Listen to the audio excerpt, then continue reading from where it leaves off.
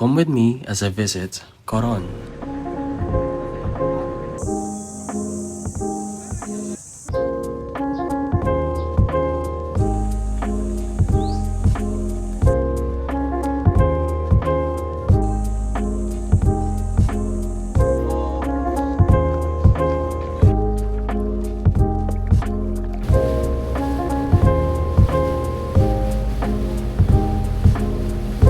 Hello guys, this is Charles and welcome to my first vlog. Our airport is in Clark, so from Manila to Clark it's around 2 hours. So umalis kami 4 hours before our flight since hindi naman namin kabisado yung Clark Airport. When we landed in Coron, hindi na kami nahihirapan maghanap ng vans since all vans are outside already. So kahit yung public transport na vans andun din, so easy lang yun guys. The first accommodation that we booked is actually in an island. So aside from the van, they also provided us this boat ride. It took us around 45 minutes to get here and ta-da! Day 1.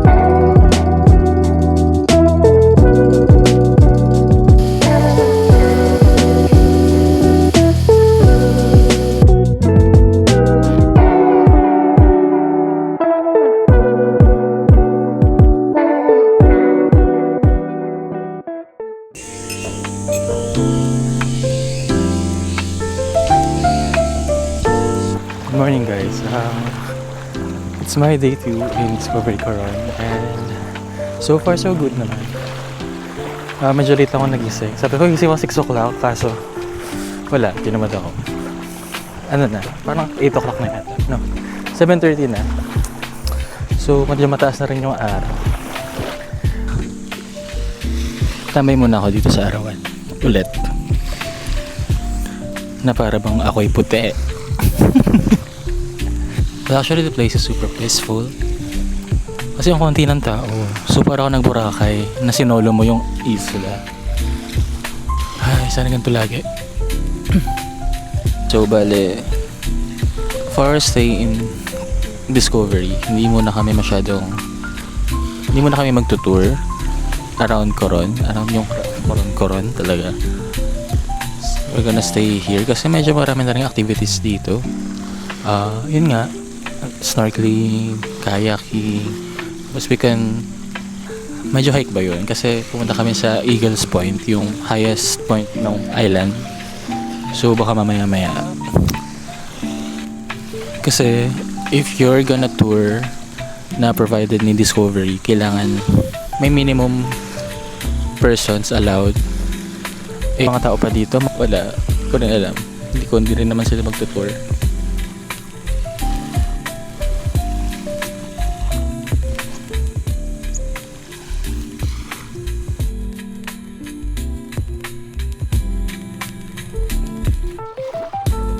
Bali on our day 2, day 2 ko na rin nag-voice over, so napansin ko medyo ang arte ko pala magsalita. But anyway, yun nga, most of the time nagre-relax lang ako sa beach, kain, wala, basta tambay.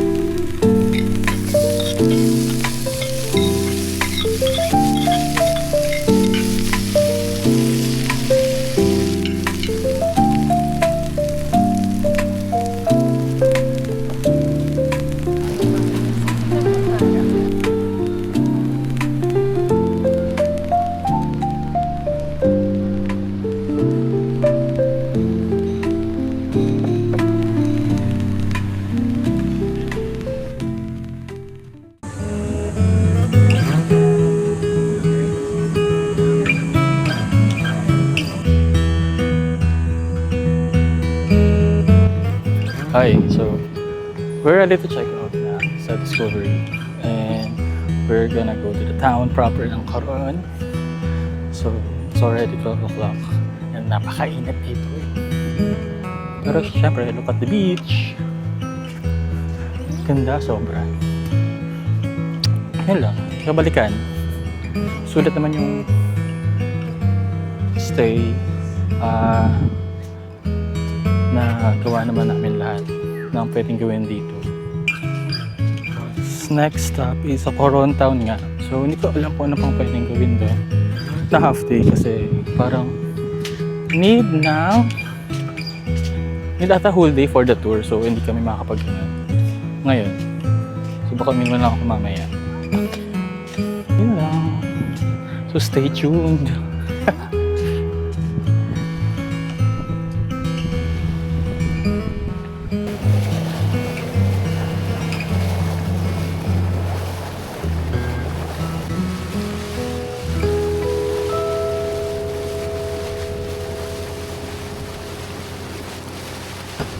Ay, nasa bayan ako. Tapos ewan ko, naghahanap ako ng Jollibee. So, kasi ayoko na mag-isip ng pagkain. Mag Jollibee ka na lang muna so far. Pero mamaya syempre, kain tayo kung saan.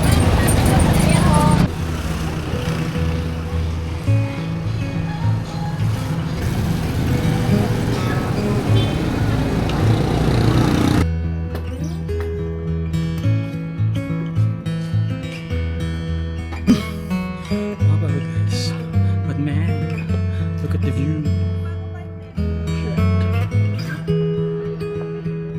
Hi guys, so after how many steps? Putangin na. Dito na ako sa taas.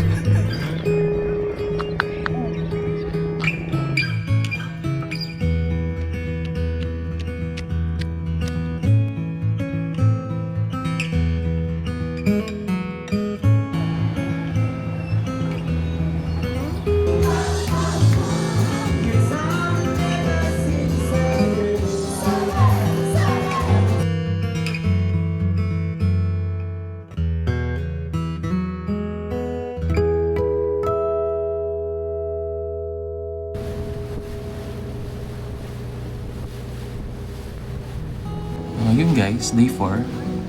Day 4 is tour day din. And hindi na ako masyado nakapag-video dito kasi bukod sa nakalimutan ko, in-enjoy ko na lang din sobra yung tour. So yun guys, day 4. Madaming activities pag nasa tour. Isa na dito yung kayaking, free diving, na nagulat ako marunong pala ako mag-free dive kahit pa paano. Kasi first time ko eh.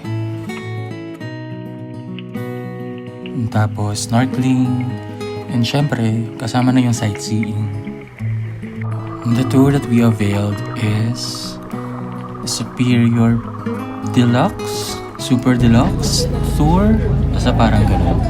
Nakalimutan ko, pero kasama dito yung Kayangan Lake, Twin Lagoon, Barracuda Lake, Beach 91, and nakalimutan ko na yung iba, pero madami-dami siya. Nakakapagod din, pero yung pagod naramdaman ko na pagkatapos nung tour.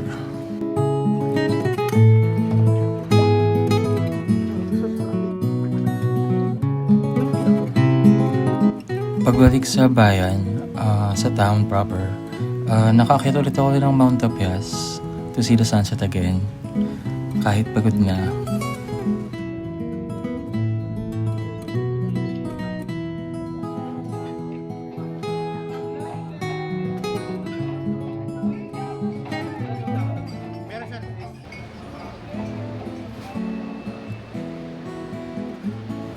Supposedly, dapat ito yung last day namin. But our flight got cancelled. Tapos nagkasakit pa ako pagbalik sa hotel. Ayun, gabi na ako nakalabas. And I don't know how to close this out. Kasi wala na akong videos na nagawa nung last night ko. Kahit medyo hassle yung nangyari nung huli, na-cancel yung flight namin, nilagnat ako, I still did enjoy my stay in Coron. And solid yun. And sana nag-enjoy kayo watching this video. Kasi ako, nag-enjoy ako. Well, ang importante naman ay nag-enjoy ako. Yun lang guys. Bye-bye. See you next vlog.